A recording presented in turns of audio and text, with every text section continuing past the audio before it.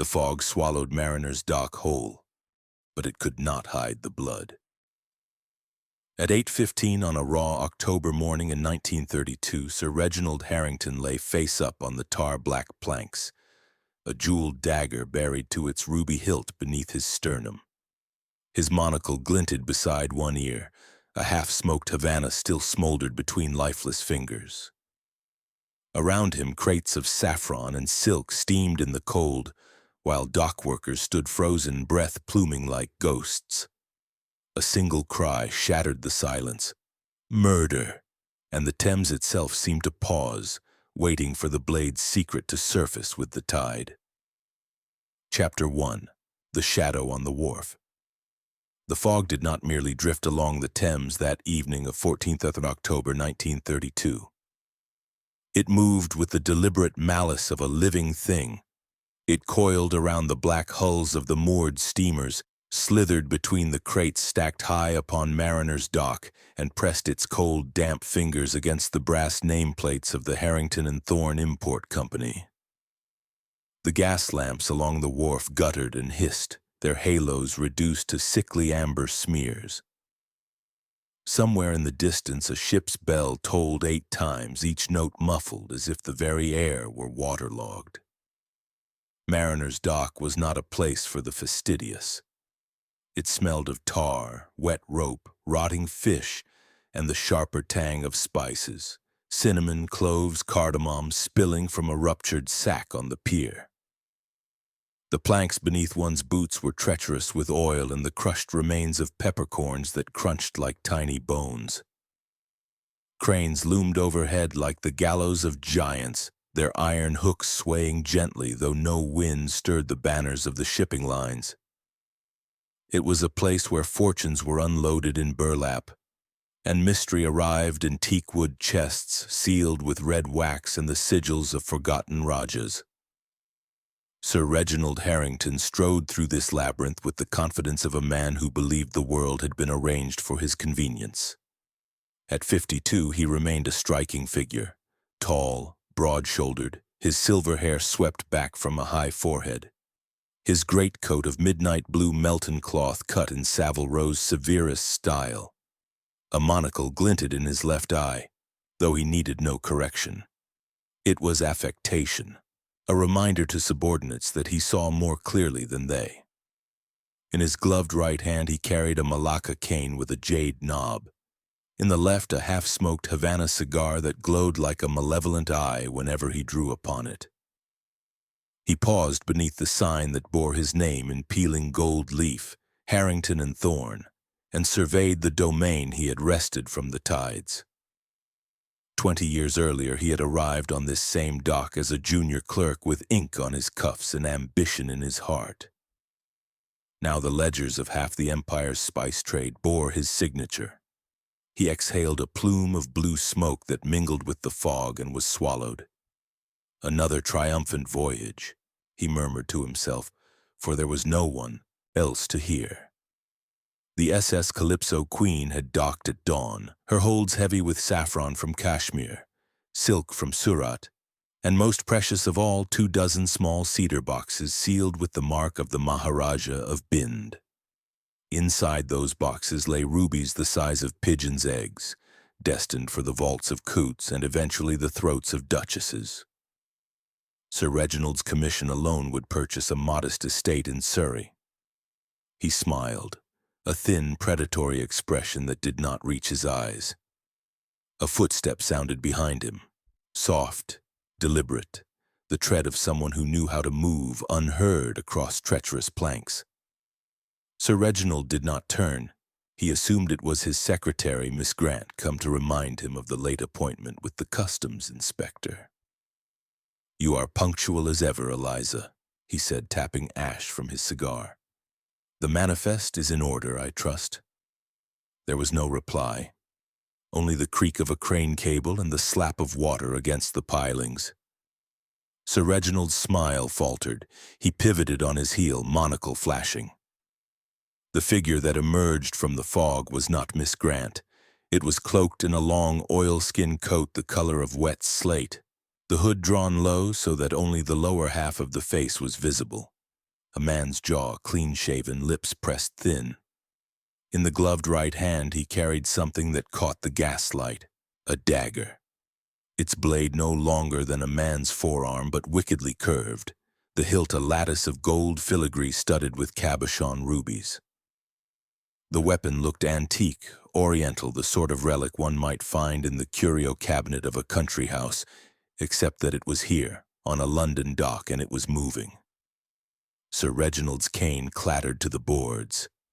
"Who the devil—" The words died in his throat as the cloaked figure lunged.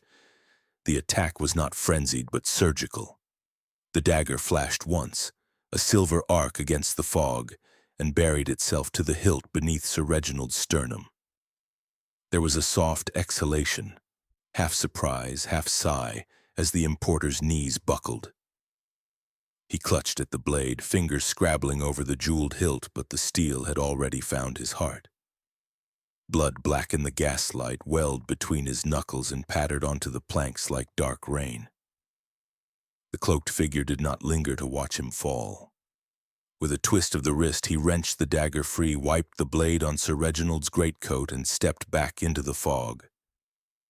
The only sound was the soft splash of the retreating footsteps and the wet gurgle of Sir Reginald's final breath. For a long moment the dock was silent save for the eternal murmur of the river. Then came the shouts. "Oi, what's this?" A dockworker named Josiah Finch, lantern in hand, rounded a stack of tea chests and froze. The pool of blood had already spread to the edge of the pier, where it dripped with slow inevitability into the Thames. Sir Reginald lay on his back, eyes wide and staring, the jeweled dagger protruding from his chest like an obscene ornament. His monocle had fallen and lay beside his ear, reflecting the lantern's flame in a tiny, perfect circle of light. "Murder!" Finch bellowed, voice cracking. "Murder on the dock!" The cry ricocheted along the wharf, summoning others. Stevedores with shoulders like ox yokes, a customs officer still clutching his clipboard, a pair of constables who had been sharing a flask in the lee of a warehouse. They formed a ragged circle around the body, their faces pale beneath the grime. One of the constables, P.C. Wilkins, barely 20 and green as Thames water, retched into the river. "Touch nothing," barked the customs officer, a man named Hargreaves with a mustache, like a yard brush. "This is Sir Reginald Harrington himself. There'll be the devil to pay." The fog seemed to thicken, as if reluctant to surrender its secret.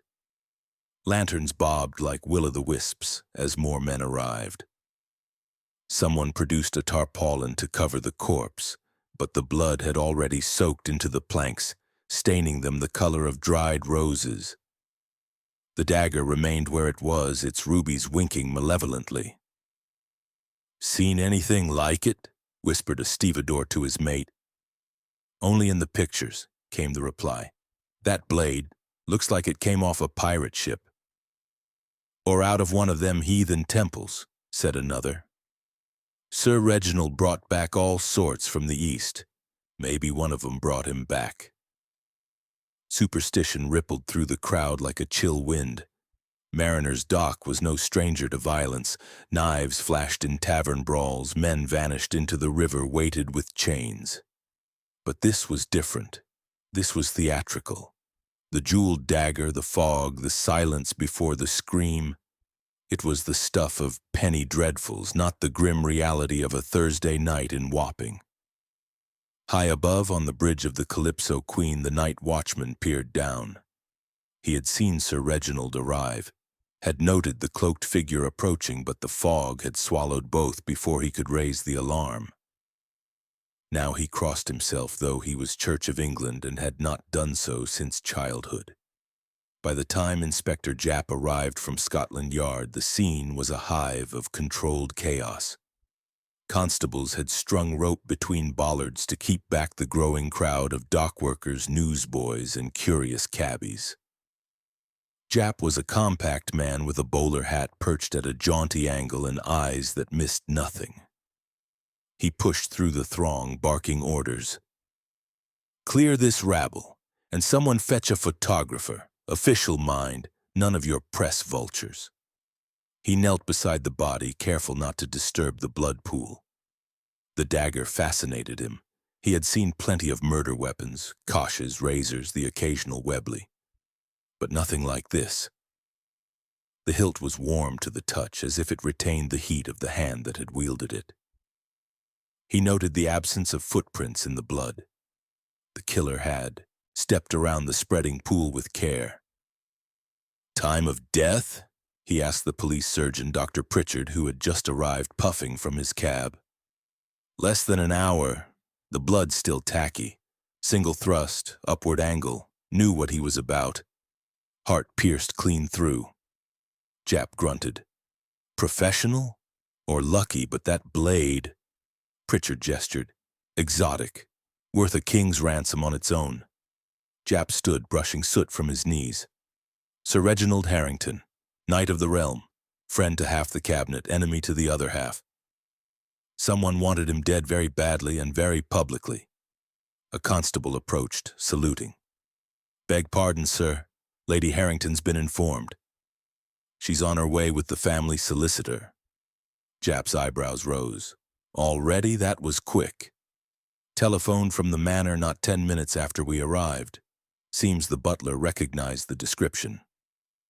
Jap chewed his mustache. "Interesting. And the dagger. Any idea where it came from?" "Harrington's own collection, sir. The butler says there's a display case in the study. Oriental curios. This one's missing." Jap's eyes narrowed. So the killer either had access to the house, or Sir Reginald brought it with him. "Why?" He turned to survey the dock. The fog was lifting slightly, revealing the skeletal outlines of cranes and the darker bulk of warehouses. Somewhere a rat scurried. The Calypso Queen loomed like a ghost ship, her portholes dark. "Search the area," he ordered. "Every crate, every shadow, and someone find Miss Eliza Grant, Harrington's secretary. She was due to meet him here." As the constables fanned out, Jap lingered by the body. He had a feeling. This was only the opening act. Sir Reginald's enemies were legion. Rival importers, jilted partners, perhaps even the Maharaja himself if the ruby deal had gone sour. And then there was the family. Lady Harrington, beautiful and brittle as Venetian glass. The nephew, Percy, drowning in gambling debts. The business partner, Elias Thorne, whose signature appeared on every manifest beside Sir Reginald's own. Jap lit a cigarette, the match flaring briefly in the gloom. "Well, Sir Reginald," he said softly to the corpse, "you always did like a grand entrance. Let's see who follows you off the stage." Far above, in the rigging of the Calypso Queen, a figure watched the scene unfold. The cloaked man had not gone far. He stood motionless, oilskin coat blending with the night, the jeweled dagger now wrapped in silk and tucked inside his coat. His breath came slow and even. He had delivered the first stroke. The game had begun. And somewhere in the fog, Hercule Poirot was already stirring his tisane, unaware that the summons would come before dawn. But that was for tomorrow. Tonight Mariner's Dock belonged to the dead, and to the shadow that had killed him. Chapter 2. The Summons to Poirot. Hercule Poirot had never trusted the English climate. It was not merely the damp that offended him, it was the indecision of it. One moment a fine drizzle, the next a deluge, and always, always the fog that turned London into a city of phantoms. On this particular morning of 15th of October 1932, the fog had followed him indoors. It seeped through the seams of his Whitechapel flat sash windows, curled around the legs of his Louis XV chairs, and threatened the pristine symmetry of his moustache. Poirot stood before the looking-glass in his dressing room, a small silver-backed brush in one hand, a pot of Hungarian pomade in the other, waging war against the atmospheric insurrection. "Mon Dieu," he murmured, "even the weather conspires against order." The flat itself was a bastion of continental precision. The sitting-room walls were papered in pale celadon silk. The carpet, a deep Aubusson rose, bore not a single scuff. On the mantelpiece ticked a ormolu clock that had once belonged to the Archduke Franz Ferdinand's lesser cousin. Every book in the walnut bookcase stood exactly 1 centimeter from its neighbor, spines aligned by height and hue. Even the fire in the grate burned with geometrical exactitude, the coals arranged in a perfect pyramid by Georges, Poirot's valet, who had been trained to within an inch of his life. Poirot completed the final twist of his mustache, left, right, a delicate upward flourish, and stepped back to admire the effect. The reflection satisfied him.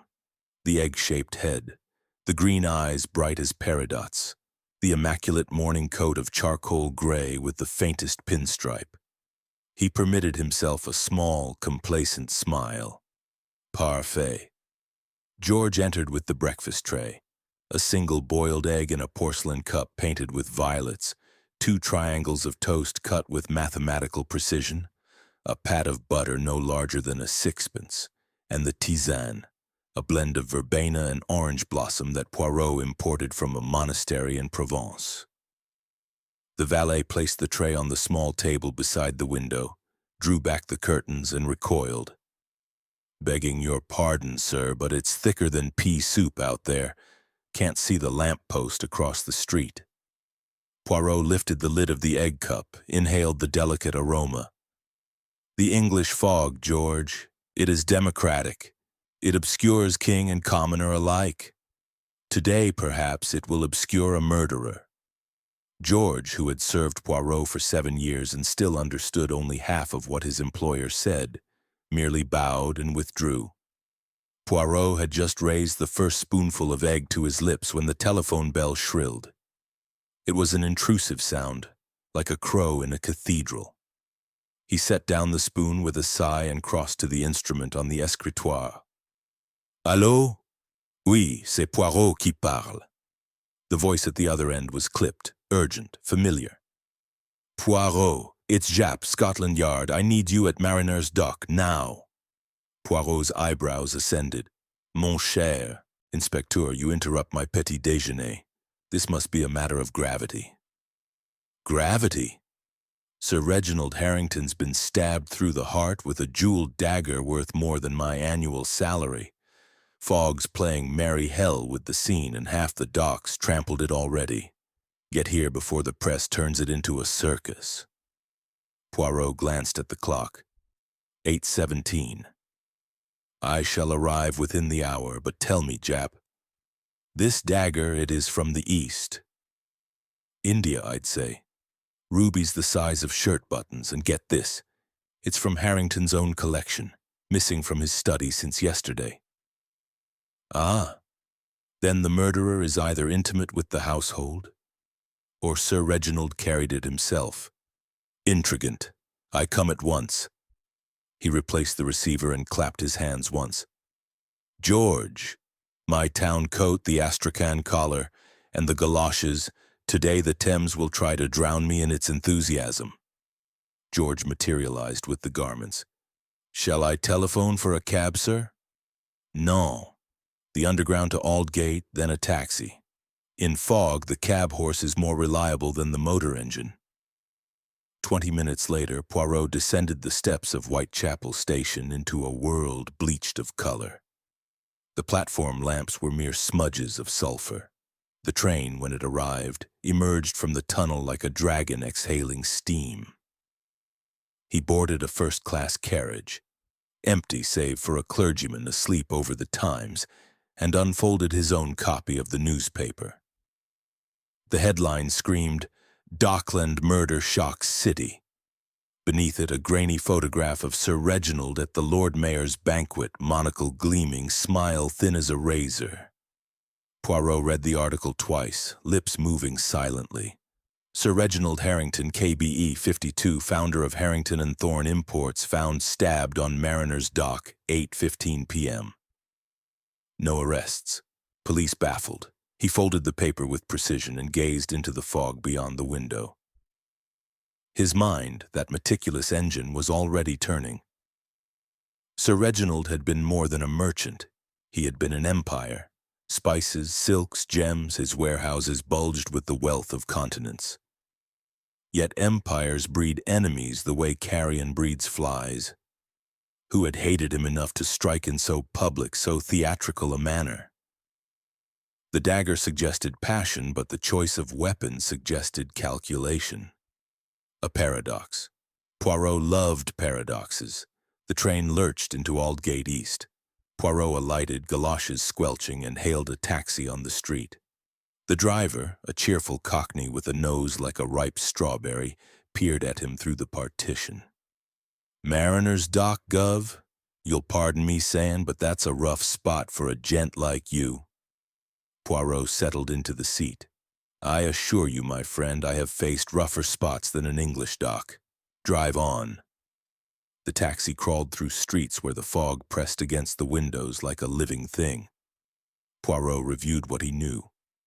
Sir Reginald, orphaned at 12, apprenticed to a Bombay trading house at 16, returned to London with a fortune and a reputation for ruthlessness. Married Lady Clarissa Featherstone Haw in 1910. One son died in the war. One nephew, Percy, the heir presumptive. Business partner Elias Thorne, former ship's purser, elevated to co-director. Secretary Eliza Grant, loyal, discreet, indispensable. And then the dismissed Captain Blackwood, whose name appeared in the shipping news with unfortunate regularity.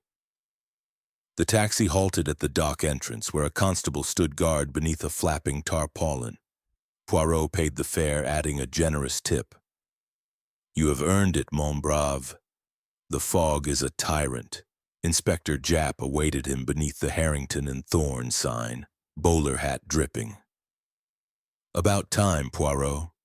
The yard's photographer's finished, but the surgeon's still poking about. Come and see." They picked their way across planks slick with blood and seawater. The chalk outline of Sir Reginald's body remained, the dagger's position marked with a wooden peg. Poirot knelt, heedless of his trousers, and studied the scene with the intensity of a watchmaker examining a gear. "The blood pool," he murmured. "It spreads this way toward the river. The body fell backward, yes? But the dagger entered from the front, upward angle. The killer was shorter than Sir Reginald, or crouched." Japp nodded. 5'10", the surgeon says for the killer. Sir Reginald was 6'1".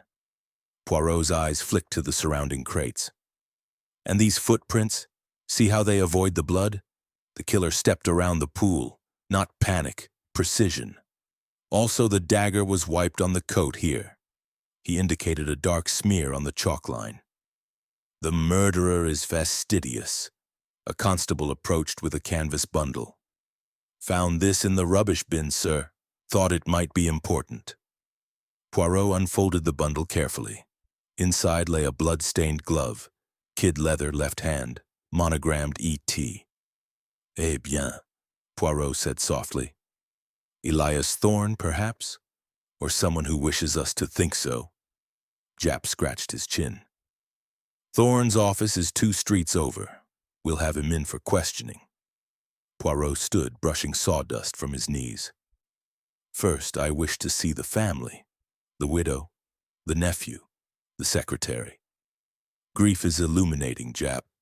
It strips away the mask." They walked to the warehouse office where Lady Harrington sat wrapped in sable, her face a porcelain mask of shock. She was 42 but looked younger, her blonde hair coiled beneath a velvet beret. Her eyes, the color of winter skies, fixed on Poirot with desperate intensity.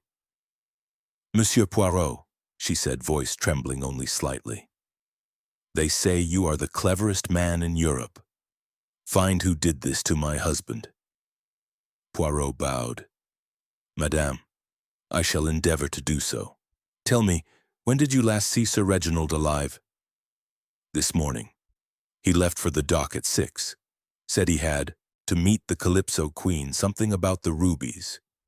He was agitated more than usual." "Agitated how?" She hesitated. He received a telegram yesterday from Bombay. He burned it, but I saw the envelope. Black border. Someone had died. Poirot's eyes glared. And this dagger, it was from his collection? Yes, a gift from the Maharaja of Bind. He kept it in the study safe. I saw it only last week. Jap interjected. The safe was forced. Clean job, professional. Poirot turned to the nephew, Percy Harrington, who lounged against a packing case, cigarette dangling from bloodless lips. 28, dissipated, handsome in a ruined way. His tie was askew, his eyes red-rimmed. Mr. Percy, Poirot said gently, you stand to inherit a considerable fortune, n'est-ce pas? Percy exhaled smoke. Half, actually. The other half goes to charity, Uncle's little joke. I owed White's 20,000. He was cutting me off. Yet you were at the dock last night. Briefly. Dropped off some papers from Miss Grant. Left at 7:30, asked the gatekeeper. Poirot's gaze shifted to Eliza Grant, who stood in the corner clutching a ledger like a shield. 35, plain, spectacles perpetually slipping down her nose. She met his eyes briefly, then looked away. Mademoiselle Grant, Poirot said, you were Sir Reginald's shadow. What did he fear? She swallowed. He said someone was watching the house. A man in a gray coat.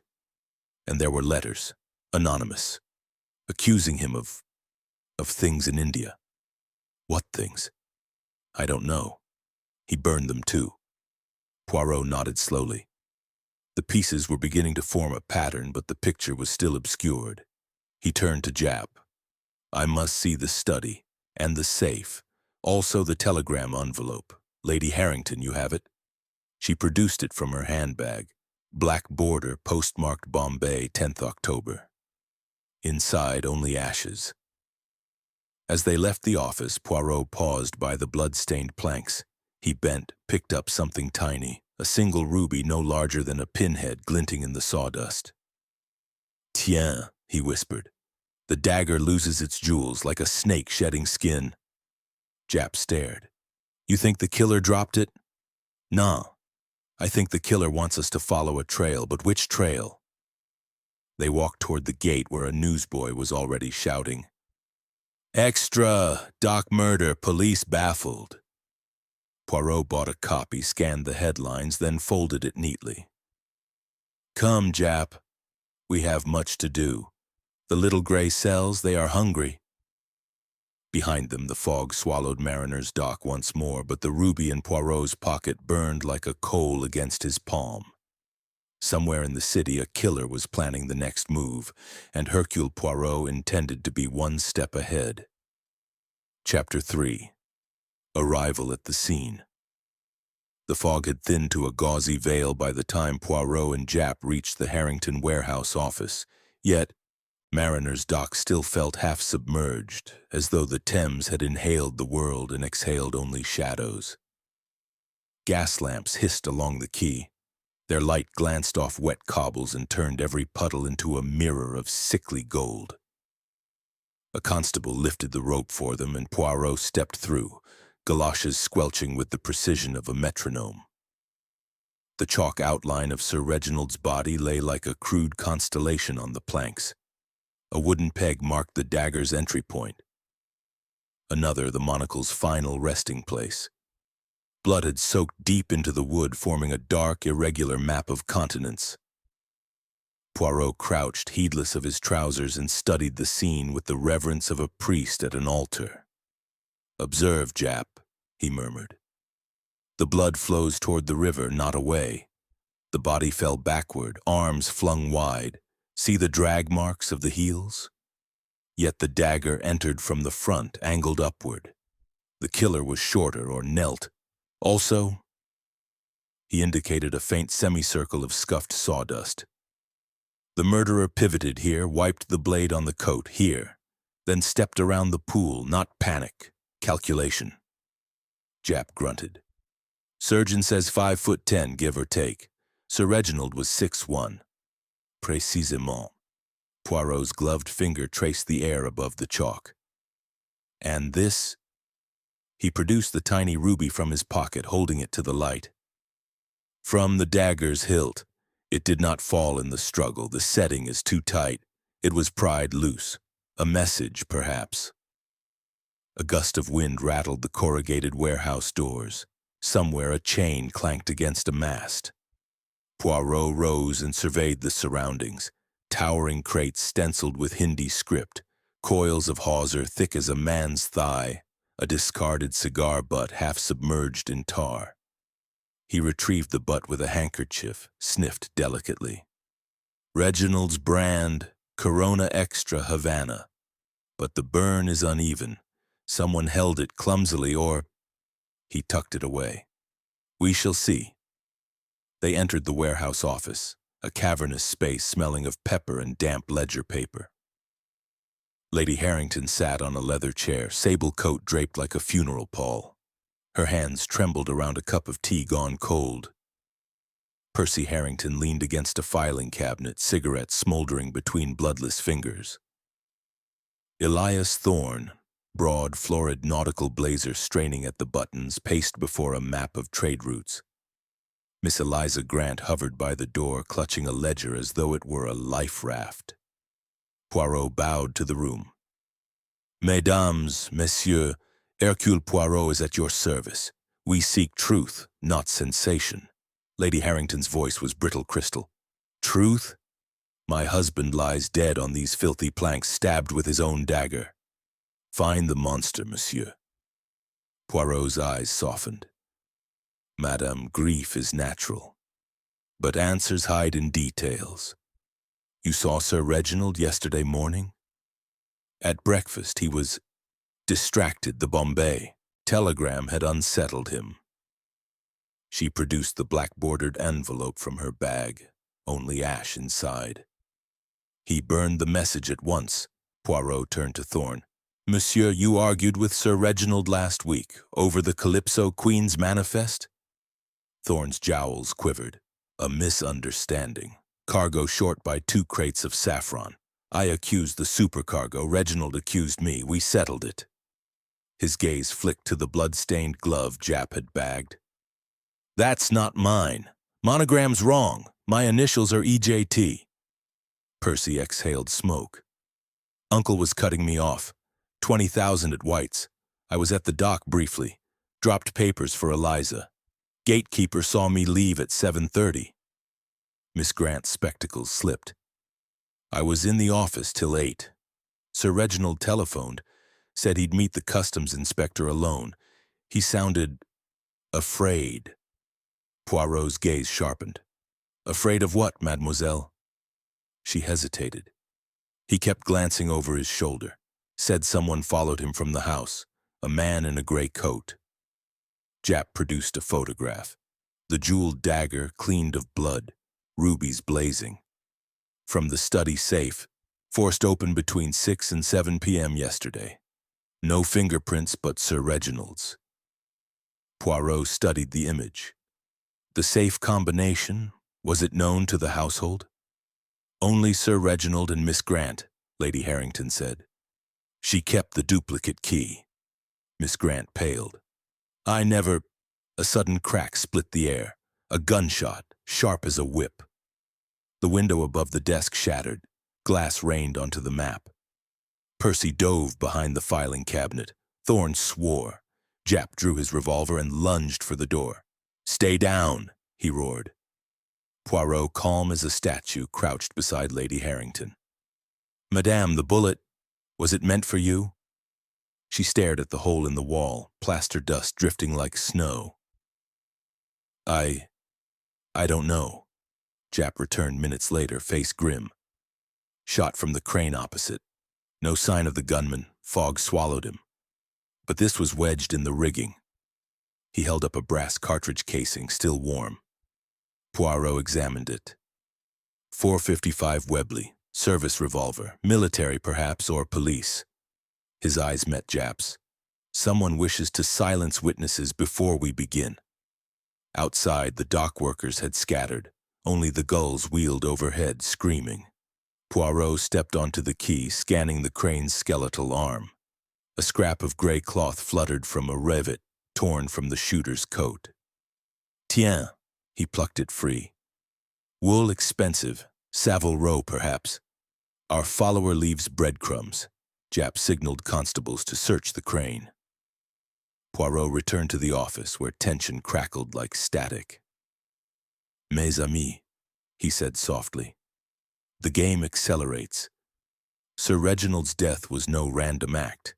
The dagger, the ruby, the gunshot, all pieces of a puzzle. But puzzles have edges. We have found 3. Opportunity, motive, fear. He turned to Miss Grant. Mademoiselle, the duplicate key, where is it kept? In my desk, locked. Her voice quavered. But this morning, the drawer was open. I thought I'd forgotten. Poirot's smile was wintry. Someone is very busy. Jap, seal the warehouse. No one leaves until I have examined the study and the safe.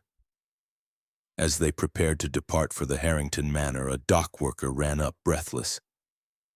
Inspector, another body washed up under Pier 9, throat cut, wearing a gray coat. Jap cursed. The follower? Poirot's eyes gleamed. Or the followed. The net tightens, mon ami, but whose neck is in the noose? The fog closed in again, swallowing the crane, the warehouses, the blood-stained planks. Somewhere in its depths, a killer reloaded. And waited. Chapter 4. The Sailor's Tale.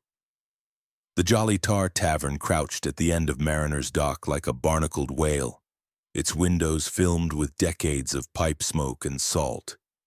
Inside, the air was thick with the reek of ale, tarred rope, and the sour sweat of men who had not seen fresh water in weeks. A gramophone in the corner wheezed out a scratched recording of Shenandoah, the needle skipping every third beat. Poirot paused on the threshold, nostrils flaring at the assault, then stepped inside with the air of a man entering a lion's den armed only with a teaspoon. Inspector Jap followed, muttering, Captain Blackwood drinks here every night. If he's our man, he'll be 3 sheets to the wind and ripe for questions. They found Blackwood at a corner table, a hulking figure in a pea-jacket 2 sizes too small, his face a relief map of old scars and new gin blossoms. A half-empty bottle of navy rum stood guard beside a glass smeared with fingerprints. His eyes, one pale blue, the other clouded by cataract, fixed on Poirot with the wariness of a dog that has been kicked too often.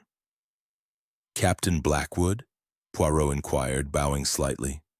Hercule Poirot. I investigate the death of Sir Reginald Harrington. Blackwood's laugh was a bark.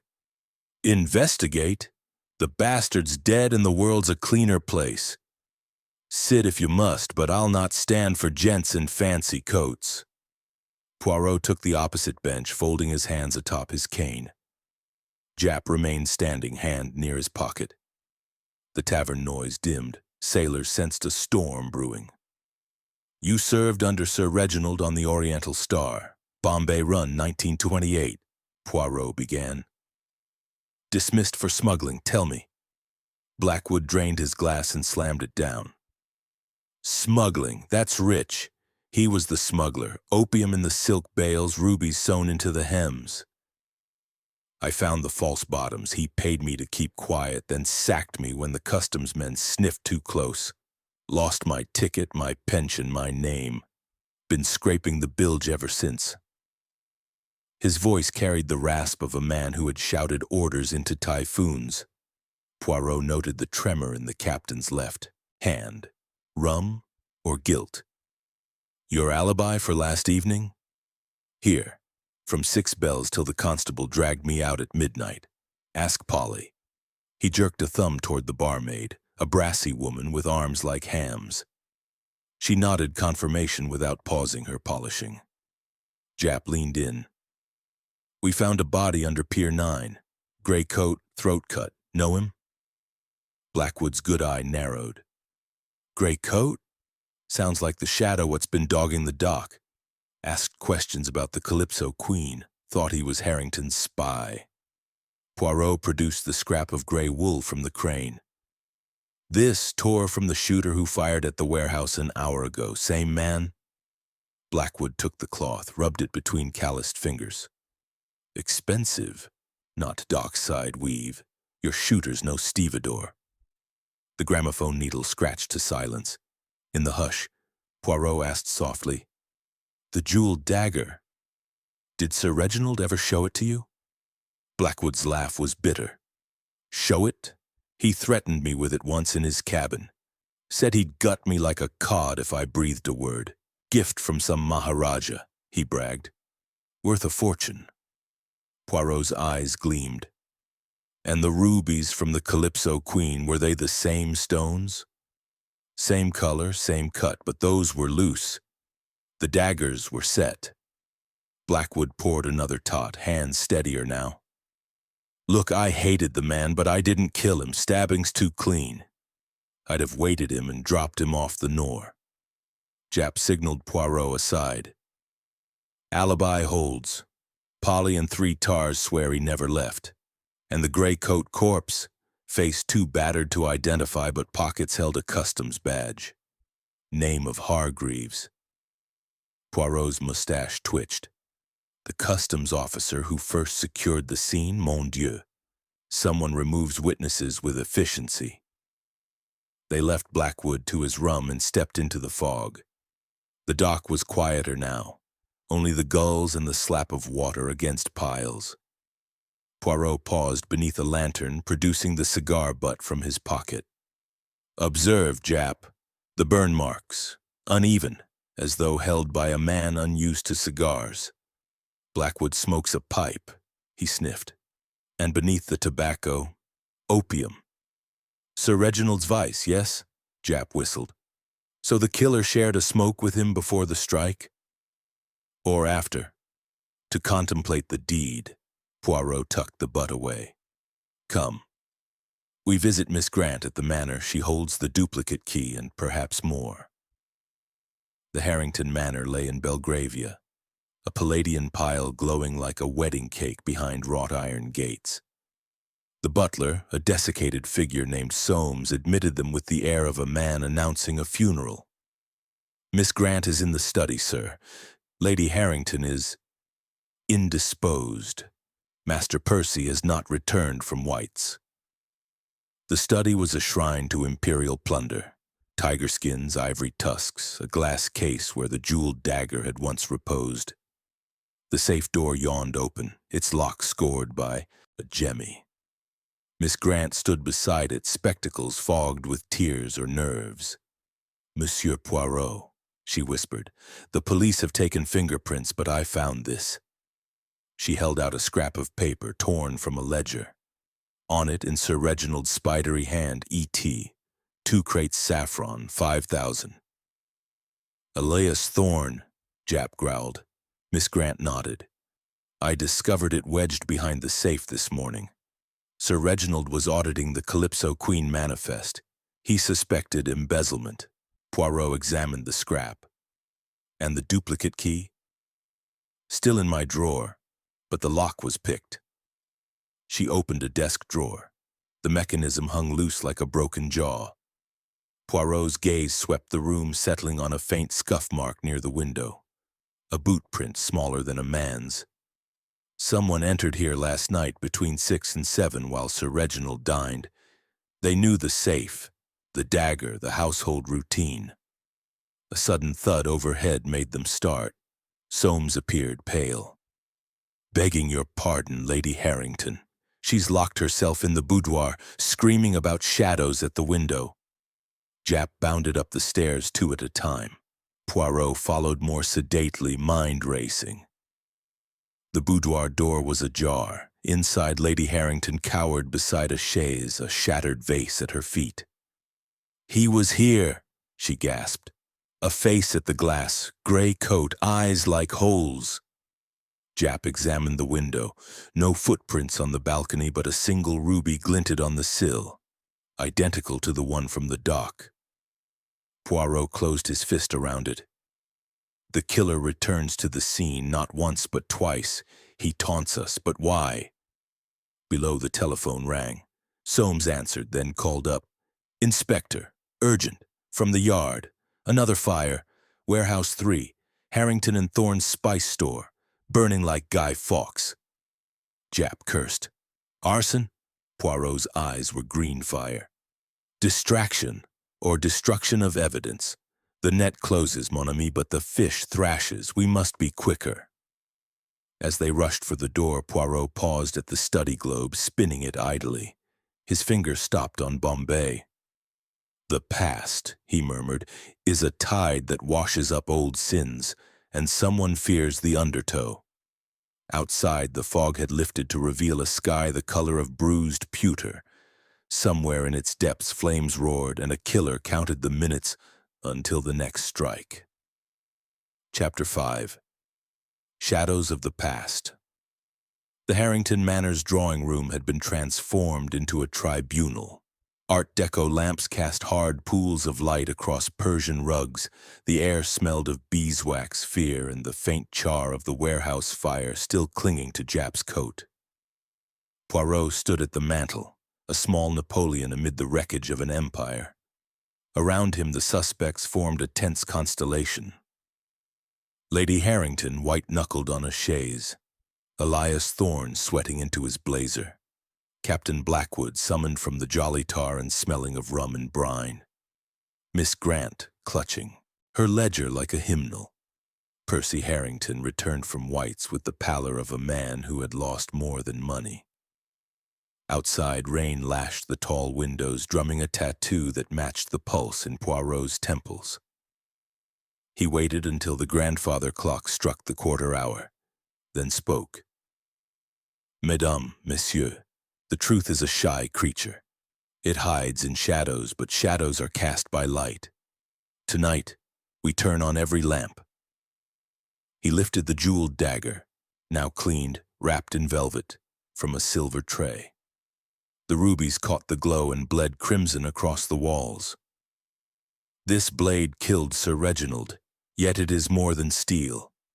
It is a signature.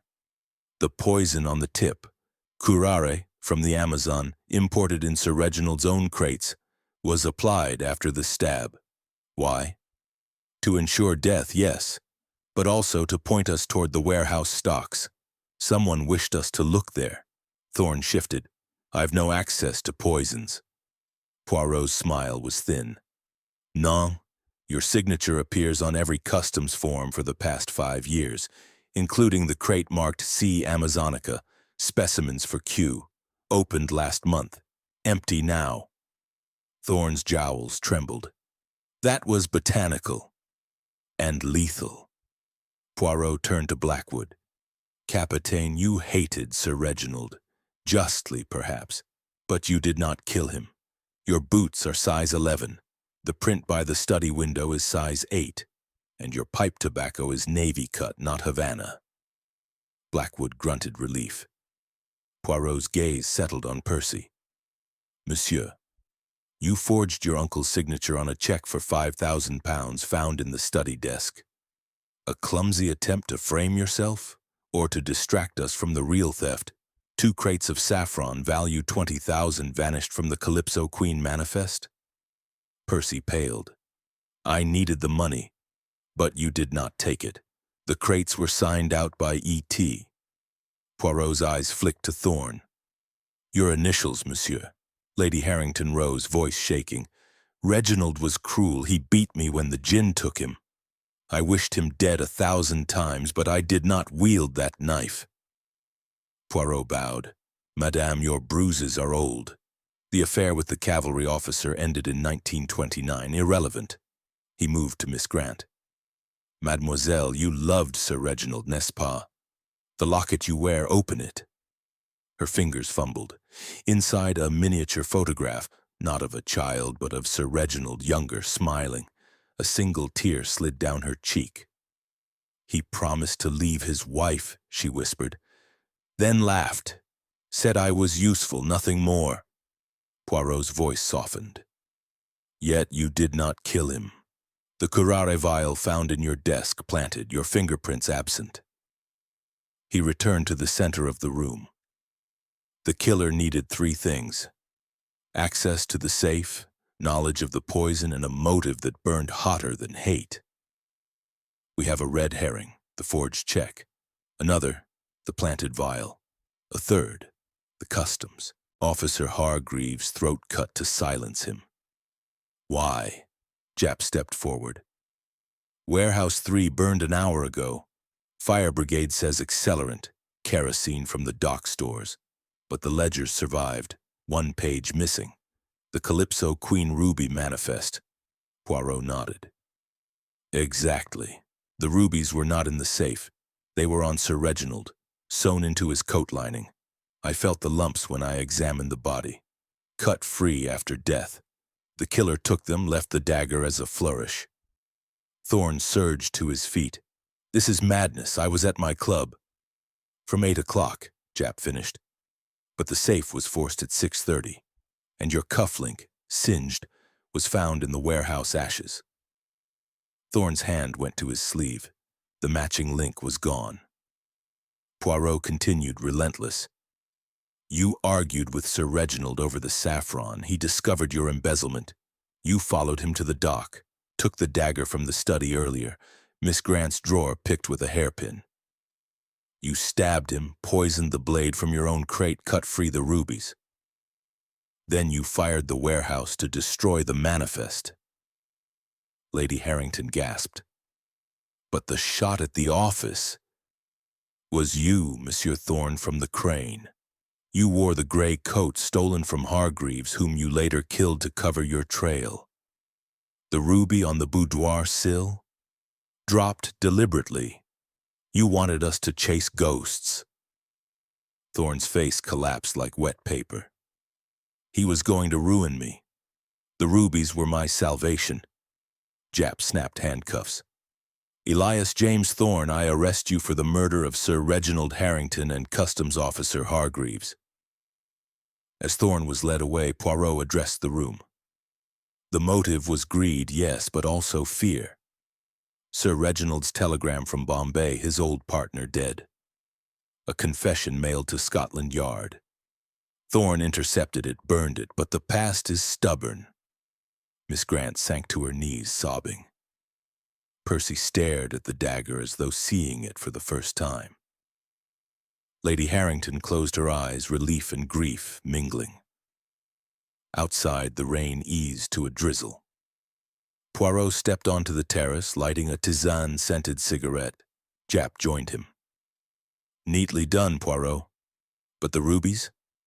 Hidden in Thorne's office safe, behind the false panel. I telephoned the Yard en route. They will find them. Japp chuckled. You always were a step ahead. Poirot exhaled smoke into the clearing air. Non, mon ami. The killer was always a step behind. He left too many footprints in the sawdust of his own panic. The manor's lights dimmed one by one. In the study, the empty dagger case glinted like a wound. The mystery was solved, but the house would never sleep easily again. Chapter 6. The Nephew's Secret. The rain had stopped, but the night clung to the manor like a damp shroud. Inside the library, the fire hissed and spat, throwing long shadows across leather-bound volumes and the mounted head of a Bengal tiger. Hercule Poirot stood before the hearth, hands clasped behind his back, the jeweled dagger now resting on the mantel like a sleeping cobra. The room was empty save for him and Percy Harrington, who had been summoned from the drawing room with the quiet authority of a man who knows the game is nearly over. Percy entered with the caution of a gambler approaching a rigged table. His evening clothes were rumpled, the white tie askew. The carnation in his buttonhole wilted. He carried a crystal tumbler half full of whiskey. The ice had melted to cloudy slivers. You wanted me, Monsieur Poirot? His voice aimed for nonchalance and missed. Poirot did not turn. Monsieur, you have been elusive. First the forged check, then your disappearance after the warehouse fire. Now you return with the scent of White's Club upon you. Sit. Percy obeyed, sinking into a wing chair. The firelight carved hollows beneath his eyes. I needed air. The police, the questions, Uncle's death hit harder than I expected. Poirot faced him, green eyes luminous. Non. You needed distance. From the ruby manifest, perhaps. Or from the ledger you removed from the study safe before the police arrived.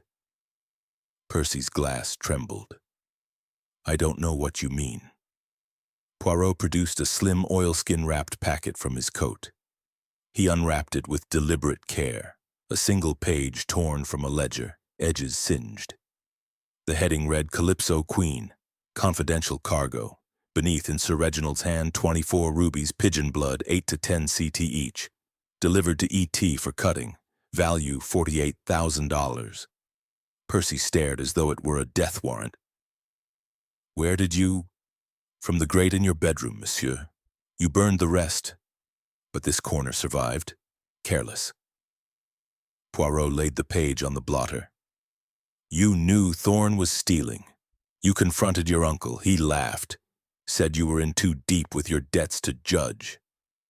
So you decided to take the rubies yourself. A desperate gambler's throw. Percy's laugh was hollow. If I'd taken them, I'd be on the Mauritania by now, not drinking Uncle's whiskey in his mausoleum. Précisément, which is why you did not kill him. But you did hide the manifest page to protect Lady Harrington. She signed the customs release for the rubies, her initials beside Thorne's. If the theft were exposed, she would be ruined. You love your aunt, n'est-ce pas? Percy's knuckles whitened around the glass. She's the only one who ever treated me like family. Uncle used me as a whipping boy. When I found the manifest, I thought, if Thorne went down, she'd be dragged with him. I panicked. Poirot nodded. So you tore out the page, burned the rest, planted the forged check to suggest a motive of greed, a clumsy diversion, but the killer was watching. He followed you to the dock, saw you leave the papers with Miss Grant, then struck Sir Reginald. The gray coat, Hargreaves, shadowed you, not your uncle. Thorne killed him to silence a witness who could place you near the crime. Percy drained the whiskey in one gulp. I didn't know about Hargreaves until Jap told us. I thought the shot at the warehouse was meant for me. Oui. Thorne feared you had the manifest. He searched your room tonight, hence the open drawer, the singed cufflink. But I arrived first. Poirot's tone softened. You are not a murderer, monsieur. Merely a fool in love with the wrong cause. Percy's shoulders sagged. What happens now? The truth. Thorne is in custody. The rubies are recovered. Lady Harrington will face questions, but her role was ignorance, not complicity. You will return the manifest page, and you will pay your debts honestly for once. A soft knock. Miss Grant entered, eyes red-rimmed, clutching a small cedar box. Monsieur Poirot, I found this in the conservatory, behind the orchids. It was Sir Reginald's. Poirot opened the box. Inside, a second jeweled dagger, identical to the first, but the rubies were paste, a duplicate. Beneath it, a letter in spidery Hindi script, sealed with black wax. From the Maharaja of Pind, Miss Grant whispered. Sir Reginald was returning the real dagger. The rubies were payment for a debt. He stole them in 1912. The Maharaja's son died in the war. This was restitution. Poirot's eyes widened. Mon Dieu, the entire cargo was a smokescreen. The real rubies were in the dagger's hilt all along. Thorne cut them free, replaced them with paste to sell the originals. But the Maharaja's letter, Sir Reginald intended to confess. Thorne intercepted it, killed him to silence the past. Percy stared at the fake dagger. So Uncle was trying to make amends?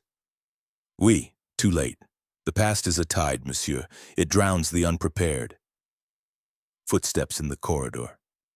Jap burst in, soaked from the rain. Poirot, Thorne's confessed, everything but the ruby's location.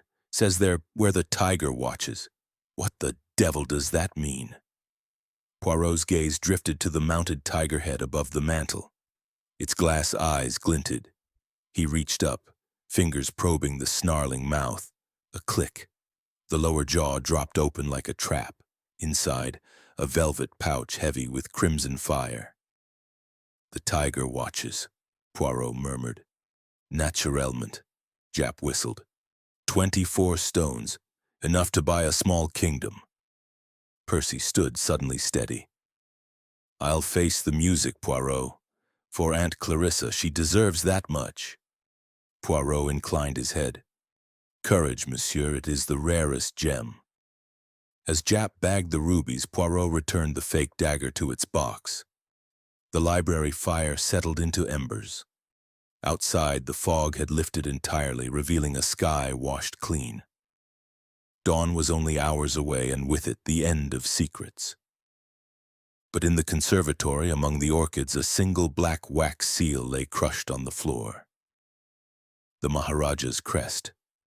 Someone had opened the letter before Miss Grant found it.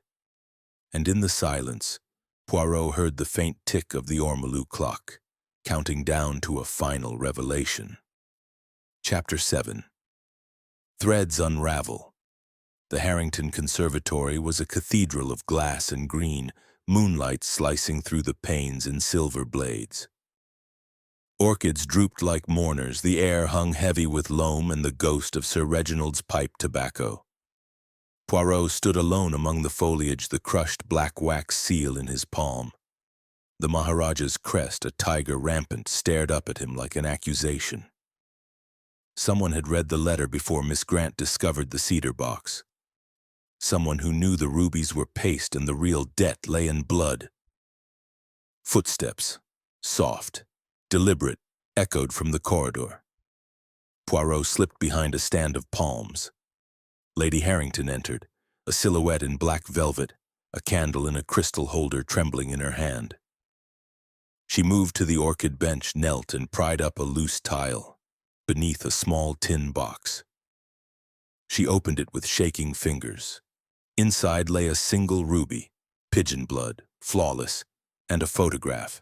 Sir Reginald, younger, arm around a dark-skinned boy in naval uniform. On the back in faded ink, Ranjit, 1918. "Forgive me." Poirot stepped forward. "Madame, you keep secrets in the soil." She gasped, candle guttering. Wax spattered the tiles like blood. "Monsieur Poirot, I couldn't sleep. The letter, it was for me. Reginald wrote it years ago. He was sending the dagger back to Beend with the ruby as interest. Ranjit was the Maharaja's son, my husband's natural son. He died at Jutland. Reginald blamed himself, sent the boy to sea to hide the shame." Poirot's voice was gentle. "And the ruby?" "Ranjit's birthright. Reginald stole it from the palace in 1912. He meant to return it with the dagger. Thorne discovered the plan, killed him to keep the stones." Her eyes brimmed. "I found the letter yesterday, hidden in Reginald's cigar case. I was going to burn it, protect the family name." Poirot took the ruby, held it to the candle. "Non, madame. Truth is the only protection now. Thorne is in custody, but the threads are not yet knotted. This ruby, where are the others? Thorne has them. He bragged to me in the drawing room before Japp took him, said he'd hidden them where the tiger watches eternal. I thought he meant the library mount." "Précisément, but the tiger has 2 heads. Come." They returned to the library. The mounted tiger glared down, glass eyes reflecting the dying fire. Poirot reached into the open jaw, empty now, the pouch of rubies all ready with Japp. But his fingers brushed something else, a folded slip of paper wedged behind the tongue. He extracted it carefully. A shipping manifest, dated 1912. SS Oriental Star, Bombay to London. Cargo. 1 crate saffron, 1 sealed box. Property of Maharaja of Bind. Beneath, in Thorne's hand, rubies removed. RH to blame. Lady Harrington's breath caught. Thorne framed Reginald from the beginning. A slow poison. Thorne was purser then. He stole the rubies, planted evidence to ruin Sir Reginald if exposed. When the Maharaja's letter arrived, Thorne acted. But one thread remains. Poirot's gaze swept the room. The duplicate dagger. Why keep a fake? A soft click. The library door opened. Captain Blackwood stood there, pea-jacket unbuttoned, a Webley revolver in his hand. Rainwater dripped from his cap. "Looking for this?" He tossed a small cedar box onto the rug. Inside, the real jeweled dagger, rubies blazing. "Found it in Thorne's office safe behind the false panel. Thought I'd return it to the lady for a price." Lady Harrington shrank back. Poirot remained still, eyes on the revolver. "Capitaine, you play a dangerous game." Thorne confessed. "The rubies are recovered." Blackwood's laugh was salt and rum. "Thorne's a fool. He took the paste stones, left the real ones. I swapped them tonight while Jap was busy with the fire. The tiger's jaw was too obvious. This," he nudged the box, "is worth a fortune. Enough to buy a new ship, a new life." Poirot's voice was silk over steel. "And Hargreaves? You killed him to protect your secret?" "Hargreaves was sniffing too close. Saw me with Thorne's coat. Had to silence him." Blackwood's scarred face twisted. "Reginald ruined me. I'll not rot in the gutter while his widow weeps in pearls." He raised the revolver. Lady Harrington stifled a cry. Poirot stepped forward, hands open. "Mon ami, you mistake the board. The game is over. Jap's men surround the house. You fire, you die." Blackwood hesitated. The revolver wavered. In that instant, the library door burst open. Jap and 2 constables rushed in, truncheons raised. Blackwood fired wildly. The bullet shattered a decanter. Jap tackled him, the revolver skittering across the rug. Poirot retrieved it calmly. "Merci, Inspecteur.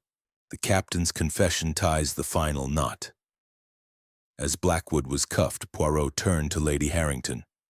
"Madam, the ruby, Ranjit's birthright, belongs to the Maharaja. But the dagger, the real one, is yours. A keepsake of a man who tried too late to atone." She took the box, tears falling. "He wasn't all monster." Jap wiped blood from his lip. "Blackwood swapped the daggers, killed Hargreaves, planned to sell the real stones. Thorne's just a greedy fool. Case closed?" Poirot's smile was wintry. "Presque. One detail remains. The opium in the cigar butt. Blackwood smokes a pipe. Thorne cigars, but not Havana. Who shared Sir Reginald's last smoke?" He knelt by the fireplace, brushed ash from the grate. Beneath, a monogrammed cigarette case, silver engraved P.H. Percy Harrington. The door creaked. Percy stood there, pale as parchment. I was with Uncle on the dock before the murder. He offered me a cigar, said he'd pay my debts if I kept quiet about Thorne. I left at 7:30. I swear I didn't." Poirot held up the case. "You dropped this in panic. The opium, your supplier's blend. You knew Thorne's plan?" Percy nodded miserably. "I overheard them arguing. Thorne said he'd kill Uncle if the confession went to the yard. I thought it was bluff." Jap sighed. "Accessory after the fact, lad. You'll face charges." As Percy was led away, Poirot addressed the room. "The threads unravel thus. Thorne stole the rubies in 1912, framed Sir Reginald. Blackwood discovered the swap, killed to steal the real stones. Percy silenced himself with opium and fear. Sir Reginald died trying to right an old wrong. The Maharaja's letter was the catalyst." Lady Harrington clutched the dagger. "And the curse?" Poirot's eyes were sad. "Madame, there are no curses, only men who curse themselves." Outside, dawn bled across the sky, gilding the glass roof of the conservatory. The tiger's head watched, eternal and empty. The mystery was solved, but the house would carry its ghosts forever. Chapter 8. Flames of Deception. Dawn crept over Belgravia like a thief, painting the Harrington Manor's slate roof in hues of rose and ash. Inside the library, the air still reeked of cordite and betrayal. Captain Blackwood sat handcuffed in a wing chair, his scarred face a mask of sullen defiance, while Percy Harrington slumped against the mantel, wrists bound, eyes hollow with opium haze. Inspector Japp paced, Webley holstered but thumb twitching near the grip. Lady Harrington had withdrawn to her boudoir, clutching the real jeweled dagger like a talisman. Only Hercule Poirot remained serene, polishing his monocle with a silk square as constables dragged the prisoners toward waiting Black Marius. "Un moment, Japp," Poirot said softly. "The symphony is not complete. Listen." From the east, a distant wail pierced the morning mist, fire engines, their bells clanging like funeral knells. Japp's face darkened. Not again. They piled into Japp's Bentley, tires shrieking on wet gravel. The drive to Mariner's Dock took an eternity through fog-shrouded streets, horse-drawn milk carts scattered like startled pigeons. As they neared the Thames, the sky flushed orange, and the stench of burning spices clawed the air, cinnamon and cloves twisted into acrid smoke. Warehouse 3 blazed like a funeral pyre. Flames roared from shattered windows, devouring teak crates and burlap sacks. Firemen in brass helmets battled the inferno with canvas hoses, water arcing in futile silver arcs. Dock workers formed a human chain, passing sloshing buckets from the river. The heat singed Poirot's mustache as he approached, Japp barking orders to clear the perimeter.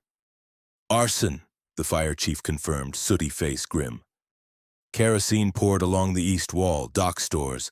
Accelerant trail leads to the loading door. Someone locked it from outside. Poirot's eyes scanned the chaos. Amid the wreckage, a single ledger lay sodden but intact on a charred desk, its pages fanned open. He knelt, gloved hands turning the leaves.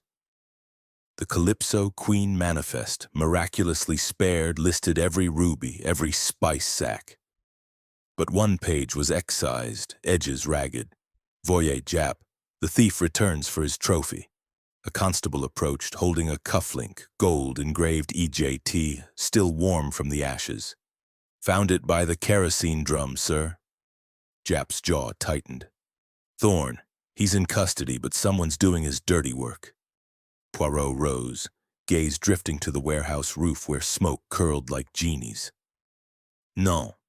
Thorne confesses nothing without leverage. This fire is a message.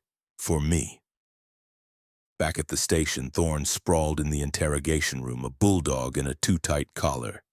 His blazer was singed at the cuffs. Sweat beaded his florid brow. Poirot entered alone, placing the cufflink on the table with a soft clink. "Monsieur Thorne, your wardrobe betrays you. The warehouse burns, your ledger survives, and this—" Poirot tapped the gold. "Links you to the blaze." Thorne's laugh was a wet rasp. "Planted. Like everything else. I've been here since midnight." "Vraiment? Yet your office safe, raided an hour ago, the false panel behind the tiger ledger, empty. The duplicate dagger gone." Thorne paled. "Blackwood. That sea rat double-crossed me." Poirot leaned forward, voice velvet over steel. "The truth, mon ami. 1912, Oriental Star. You, the purser, stole the Maharaja's rubies. Sir Reginald took the blame to protect Lady Harrington, his lover then. You've bled him dry for 20 years. The Calypso Queen shipment?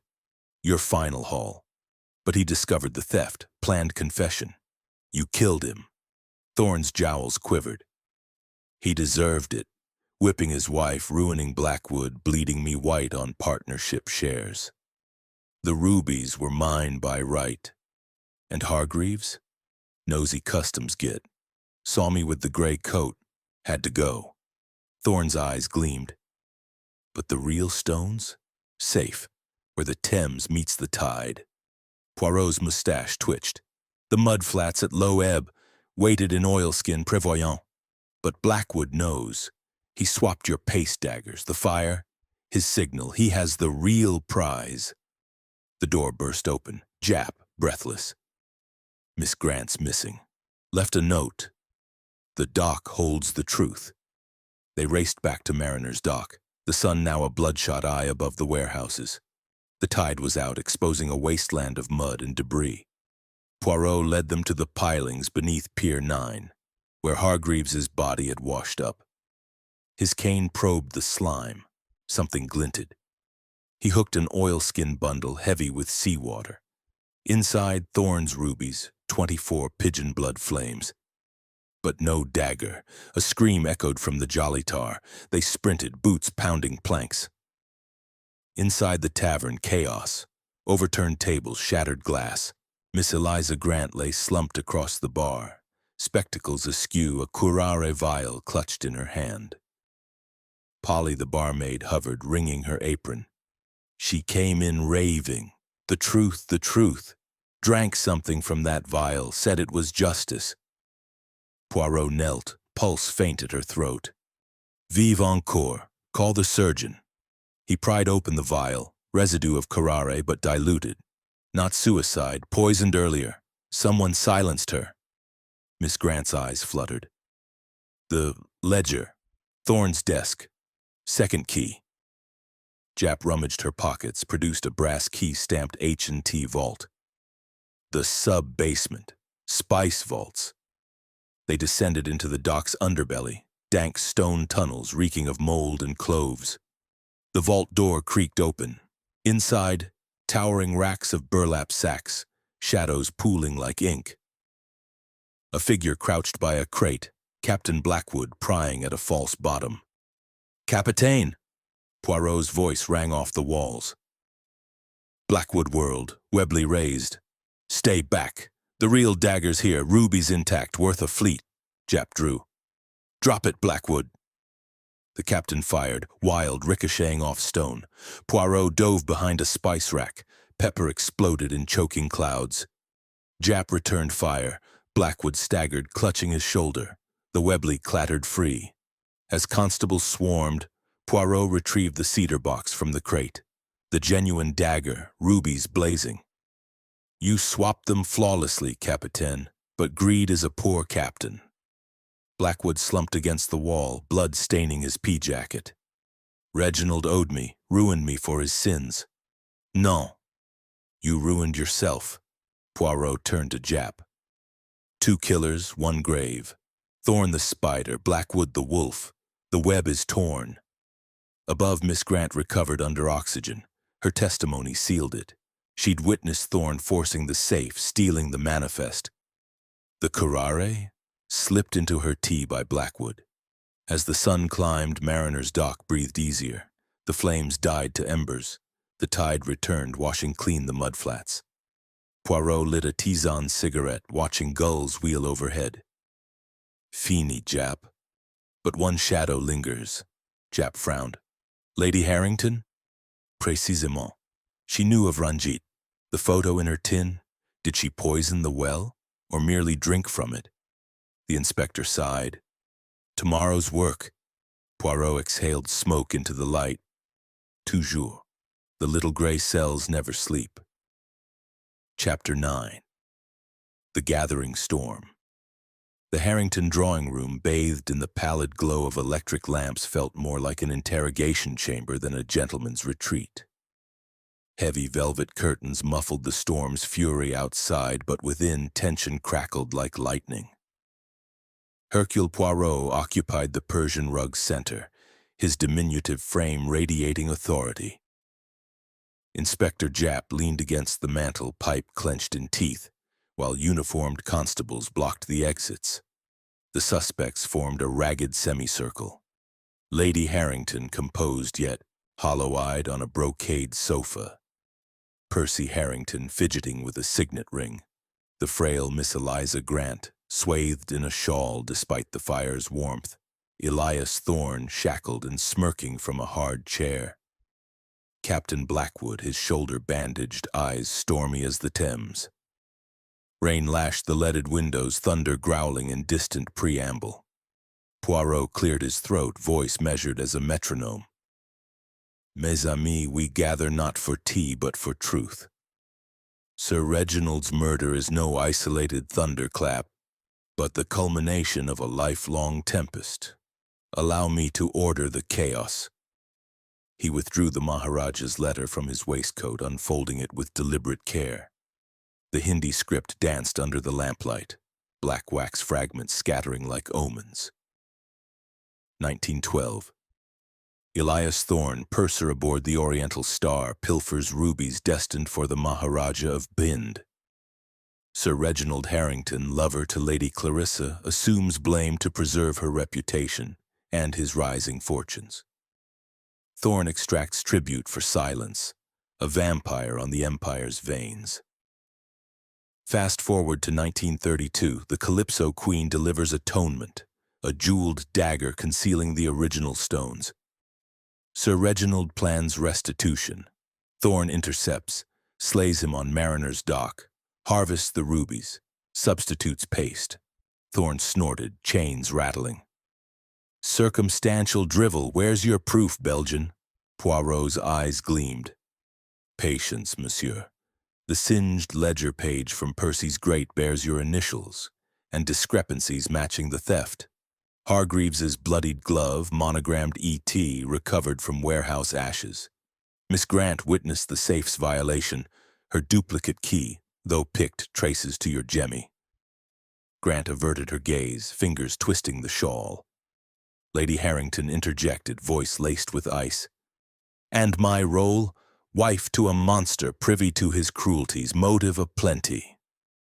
Madame, your hidden tin in the conservatory, Ranjit's ruby extracted for flight, speaks of desperation, not murder. The scuff marks, your slippers. Yet the dagger's poison eludes your hand. Percy halted his pacing. I shared Uncle's final cigar laced with my opium, heard Thorne threaten him, hid the manifest to shield Aunt Clarissa. Cowardice, not conspiracy. Blackwood leaned forward, gravel voice cutting. All pawns. Reginald sacked me for Thorne's sins, smuggling cover. I shadowed the gray coat, silenced Hargreaves when he connected dots, swapped daggers in Thorne's safe. The real one's rubies fund my redemption. Jap puffed his pipe. Arson at Warehouse 3. Your kerosene trail, Capitaine. Curare vial in Grant's grasp? Your doing. Slipped amid tavern chaos. Thunder boomed closer, shaking the crystal decanters. Poirot produced the tiny ruby from the dock. Red herrings abound. Percy's forged check diverting to inheritance greed. Grant's planted print feigning blackmail victim. Lady Harrington's affair letters dredged from antiquity. The opium butt implicates Percy. The boudoir ruby Blackwood's. Taunt. He circled the group, cane tapping rhythm. Logic demands precision. The killer required intimate knowledge, safe combination, poison access, dock routines. Thorne provided motive, embezzlement exposed, but execution? The pivot around blood, wiped blade, sailor's steadiness. Blackwood smirked, guilty as charged. No. Poirot halted before Grant. Mademoiselle, your spectacles hide sharp eyes. You typed every manifest, loved Sir Reginald futilely. Discarded, you birthed his child in secret, died of neglect, fueling vendetta. The locket, not sentiment, but poison reservoir. Curare droplet for the blade. Grant's composure cracked. He promised everything, then nothing. You stole the dagger pre-murder, coated it during office hours, stabbed from Fogg's embrace, extracted sewn rubies from his coat, framed Thorne with glove and cufflink, Blackwood with boot prints, shot at warehouse, your Webley borrowed from Hargreaves, whom you lured and slit. Thorne bellowed, the secretary, madness. Jap drew his revolver. Her key opened the vault crate, real dagger hidden there. Note in the brick, your Bombay forgery, Monsieur Thorne, to muddy waters. Lightning forked, illuminating Grant's pallor. She lunged for the fireplace poker. Percy tackled her. Constables swarmed. As irons clicked, Poirot sighed. The storm passes. Grant's revenge, 20 years brewing, drowned in blood. Sir Reginald's sins seeded it. Greed fertilized. Lady Harrington wept softly. Percy comforted her. Thorne and Blackwood exchanged glares, accomplices in ruin. Japp clapped Poirot's shoulder. Neat as ever. One loose end? The Maharaja's justice. The letter returns with rubies. True restitution. Dawn's first light pierced the clouds, washing the room in gold. The gathering storm had broken, leaving clarity amid wreckage. Poirot bowed, departing into morning mist. Chapter 10. The Final Deduction. The storm had spent itself. A thin, reluctant dawn pressed against the drawing-room windows of Harrington Manor, turning the rain-streaked glass the color of weak tea. The air inside was heavy with the smell of wet wool, gun oil, and the last dregs of fear. Miss Eliza Grant sat handcuffed between two constables, her spectacles fogged, her face a pale oval of resignation. The others, Lady Harrington, Percy, Thorne, Blackwood, formed a silent tableau around her, each chained to their own corner of the room. Inspector Japp stood by the door, arms folded, pipe cold. Hercule Poirot remained at the center, small and immaculate, the jeweled dagger now resting on a silver salver like an exhibit in a museum of human folly. Poirot lifted the blade. The rubies caught the gray light and bled it crimson. Mesdames, messieurs, the play is over. The curtain falls, but before the actors depart, let us recite the final act with precision. He placed the dagger beside three objects on the occasional table: the torn manifest page, the singed cufflink, the tiny ruby from the dock. Then he began to walk, slow, deliberate, the tap of his cane the only sound. Scene 1, 1912. Bombay. A purser named Thorne steals 24 rubies from the Maharaja of Hind. Sir Reginald, to shield his lover Clarissa, accepts blame. Thorne bleeds him for silence, a debt that festers 20 years. Thorne's chains rattled. Lies. Scene 2, 1932. The Calypso Queen arrives with atonement. The dagger, rubies returned in its hilt. Sir Reginald intends confession. Thorne learns, panics, plans murder, but he is not alone in the wings. Poirot stopped before Blackwood. Capitaine, you discover the swap. Shadow Hargreaves, silence him. You covet the real stones for your own escape. Blackwood spat. Reginald owed me a life. Scene 3, Percy Harrington. You over here, hide evidence, forge a check. Red herrings to protect your aunt. You share your uncle's last opium cigar, drop the case in panic. Percy's head hung. I was a coward. Scene 4. Lady Harrington. You keep Ranjit's ruby, dream of flight, but lack the steel for murder. She nodded, tears silent. Poirot turned to Miss Grant. And you, mademoiselle, the quiet secretary, you type every lie, every manifest. You bear Sir Reginald's child, dead of neglect. You wait. You watch. You learn the safe, the poison, the dock's rhythms. When the Calypso Queen docks, you act. Grant's voice was a whisper. He laughed at me, said I was furniture. Oui. So you became the architect. You steal the dagger days earlier, coat the blade with curare from the Amazon crate, signed by Thorne, but accessed by you. You follow Sir Reginald to the dock, strike from the fog, pivot around the blood, wipe the blade on his coat. You cut the rubies from his lining, sewn there for safety. Replace them with paste from Thorne's drawer. You plant the cufflink in the warehouse ashes, the glove in Thorne's office, the print on the vial. You fire the warning shot from the crane wearing Hargreaves's coat, whom you later lure to Pier 9 and silence. Japp produced the Webley from an evidence bag. Ballistics matched the crane shot, her fingerprints on the cartridge. Poirot continued. The note in the brick. The dock holds the truth. Your suicide bait, to draw us to the vault where you hid the real dagger. The curare in your tea, self-administered, diluted to feign victimhood. But the locket, he opened it gently, revealing a hollow compartment. Held the final dose. You are meticulous, mademoiselle, but not infallible. Grant's shoulders shook. He promised me the world. Gave me a grave for my son. Silence fell, broken only by the tick of the ormolu clock. Poirot addressed the room. The red herrings were many. Percy's debts, Thorne's embezzlement, Blackwood's grudge, Lady Harrington's flight. All true, yet none fatal. The killer needed intimacy, patience, and a heart calcified by 20 years of humiliation. Only one possessed all three. He lifted the manifest page. This lists the rubies as paste, your final deception to convince Thorne the prize was worthless. But the real stones, Japp opened the oilskin bundle from the vault, were here, recovered at dawn. Lady Harrington spoke, voice steady now. And Ranjit's ruby? Poirot placed it in her palm. His birthright. Return it with the Maharaja's letter. Let the past be buried with honor.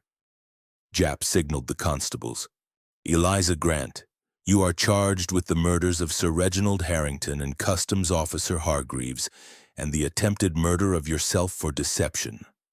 Elias Thorne, conspiracy and embezzlement, Captain Blackwood, accessory after the fact, Percy Harrington, obstruction. As they were led away, Poirot addressed Lady Harrington and Percy. The estate is yours, madam. Debts paid, rubies restored, live cleanly. Percy managed a broken smile. Thank you, monsieur, for seeing clearly when we were blind. Outside, the fog had lifted entirely. The Thames gleamed like polished pewter under a washed sky. Poirot and Japp stepped into the Bentley. The manor's gates closed behind them with a final clang. Japp lit his pipe.